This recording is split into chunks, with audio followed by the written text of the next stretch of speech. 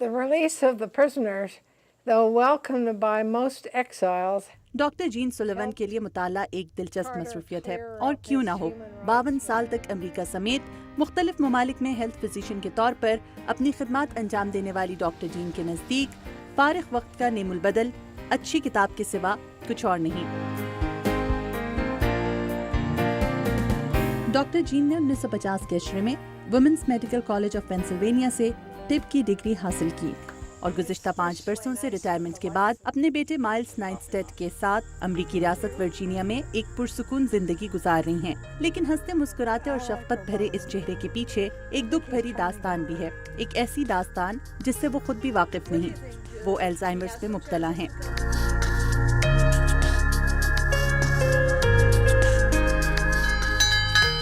86 سالہ ڈاکٹر جین کا دماغ ایک 2 سالہ بچے کی مانند ہو چکا ہے، اور وہ الزائمرز کی آخری سٹیج پر ہیں۔ That smells good too. حیرت انگیز اتفاق یہ ہے کہ آج جس الزائمرز کے ہاتھوں وہ آہستہ آہستہ زندگی کی بازی ہار رہی ہیں، کبھی اسی مرض کے حوالے سے شعور اجاگر کرنا ان کی پیشہ ورانہ ترجیحات میں شامل تھا۔ As a family doctor, there's a requirement for doctors. امریکہ میں ڈاکٹرز کے لیے ضروری ہے کہ وہ اپنے میڈیکل لائسنس کی تجدید کے لیے مختلف کانفرنسز میں شرکت کریں۔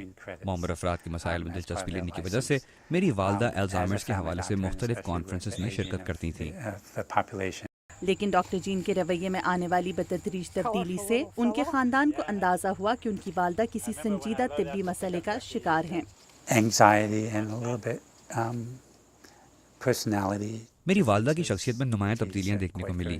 وہ ایک خاموش طبع خاتون ہیں جنہوں نے کبھی بھی اونچی آواز میں بات نہیں کی، لیکن اس بیماری کے بعد وہ اپنے پوتے پوتیوں کے ساتت اونچی آواز میں بات کرنے لگیں، جو ان کی شخصیت سے یکسر مختلف عمل تھا۔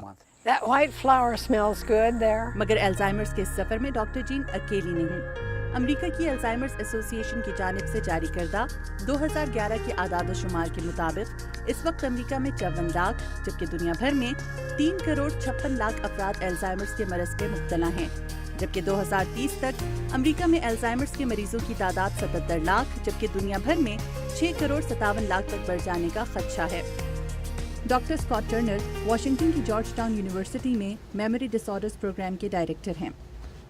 ان کا کہنا ہے کہ عموماً 65 یا اس سے زیادہ عمر کے افراد میں الزائمرز کا اندیشہ زیادہ ہوتا ہے، جبکہ انسانی رویے میں تبدیلی اور یادداشت کی خرابی الزائمرز کے پہلے مرحلے کے اثرات ہیں۔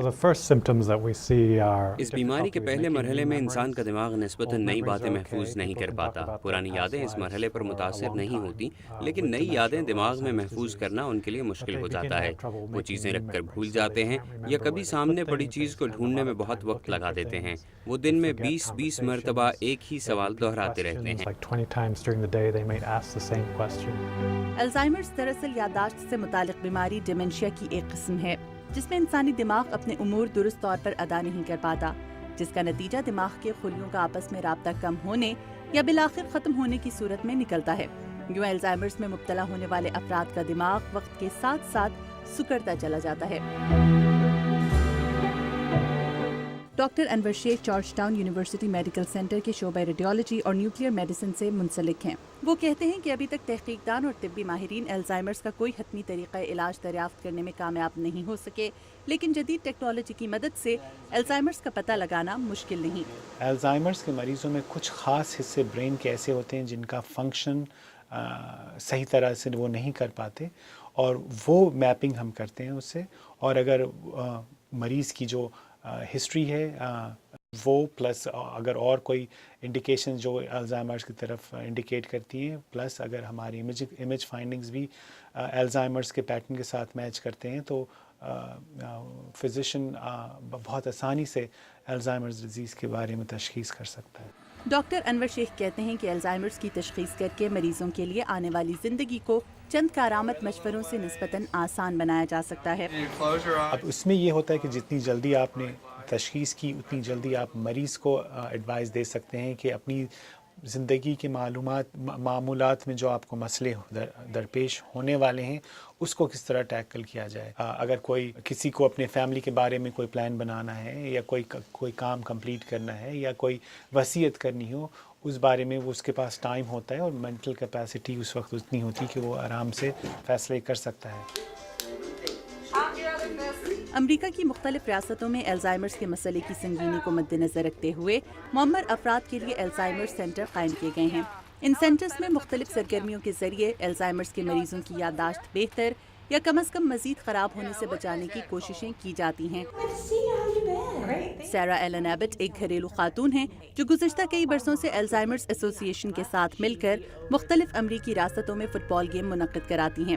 سارا کہتی ہیں کہ الزائمرز کے ہاتھوں اپنی دادی اور والد کے انتقال کے بعد انہوں نے الزائمرز کے بارے میں شعور اجاگر کرنے کو اپنی زندگی کا نصب العین بنا لیا۔ Apparently my dad was trying to cook, which at that point he really should not have been trying. ایک دن میری بہن نے مجھے فون پر بتایا کہ میرے والد نے کچن کی الماری کی ایک دراز میں کھانا پکانے کی کوشش کی کیونکہ وہ بھول چکے تھے کہ کھانا چولہے پر پکتا ہے۔ وہ بضد تھے کہ کھانا دراز سے نہ نکالا جائے۔ I think he was trying to cook it and he didn't know where to cook it. Alzheimer's کی آخری سٹیج میں انسان دماغی خلیوں کے کمزور ہونے یا تقریباً ختم ہو جانے کے باعث روزمرہ امور نپٹانے کی صلاحیت سے بھی قاصر ہو جاتا ہے اور اسے ہر وقت کسی نہ کسی کی مدد کی ضرورت رہتی ہے۔ امریکہ میں ڈاکٹر جین اور ان جیسے بہت سے لوگوں کے لیے اب الزائمرز کے حوالے سے بہت سی سہولیات موجود ہیں، جبکہ جدید میڈیا اور سماجی رابطوں کی ویب سائٹس پر رابطے کی وجہ سے بھی لوگ ایک دوسرے کو اس بیماری کے بارے میں اپنے تجربات سے آگاہ کر کے آگہی پھیلا رہے ہیں۔ طبی ماہرین کا کہنا ہے کہ پاکستان، بھارت اور چین جیسے ممالک میں معلومات زیادہ عام کرنے کی ضرورت ہے، کیونکہ ان ممالک میں الزائمرز کو محض بڑھتی عمر کی ایک نشانی سمجھ کر اس سے غفلت برتی جاتی ہے، اور جہاں پر میڈیکل سائنس کی ترقی کے باوجود آج تک یہ تعین نہیں کیا جا سکا کہ الزائمرز کے باعث کتنے لوگ اپنی جان گنوا بیٹھے۔ Madiha infer, Urdu VOA، Washington.